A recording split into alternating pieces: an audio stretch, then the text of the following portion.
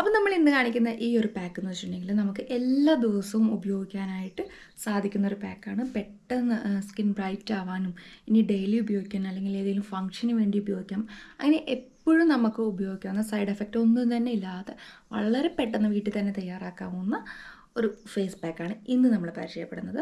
അപ്പോൾ ഇതൊരു 20 മിനിറ്റെങ്കിലും നമ്മൾ ഫേസിൽ അപ്ലൈ ചെയ്തിട്ടിടണം. അത്യാവശ്യം നല്ല റിസൾട്ട് പെട്ടെന്ന് തന്നെ കിട്ടുന്നൊരു ഫേസ് പാക്കാണിത്. അപ്പോൾ നമുക്കിത് മുഖത്തിട്ട് കൊടുക്കാം.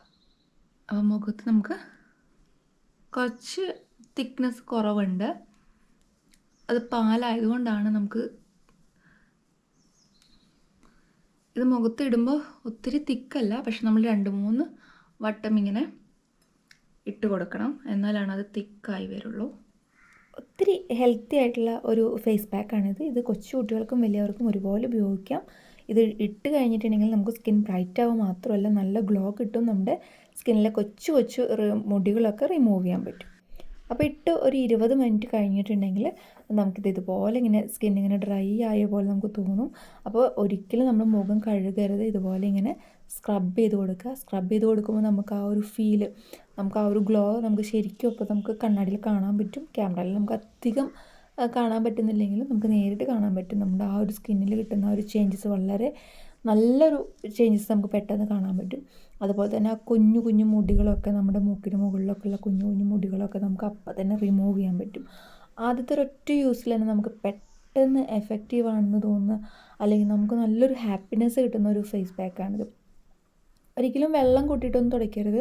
നമ്മളിങ്ങനെ സ്ക്രബ് ചെയ്തിട്ട് എടുക്കുക. മൂക്കിന് മുകളിൽ നിന്നൊക്കെ നമുക്ക് ആദ്യം എടുക്കുമ്പോൾ തന്നെ ആ ഒരു വൈറ്റ് ഹെഡും ബ്ലാക്ക് ഹെഡും ഒക്കെ ഉള്ളവരാണെങ്കിൽ അത് അപ്പോൾ തന്നെ നമുക്ക് റിമൂവ് ചെയ്ത് കിട്ടും. അത് ഭയങ്കര ഒരു സന്തോഷമാണ് കേട്ടോ. നമുക്ക് പല കാര്യങ്ങളും ട്രൈ ചെയ്ത് നോക്കിയിട്ട് നടക്കാത്തവരൊക്കെ ആണെങ്കിൽ ഇതൊന്ന് ട്രൈ ചെയ്ത് നോക്കുക.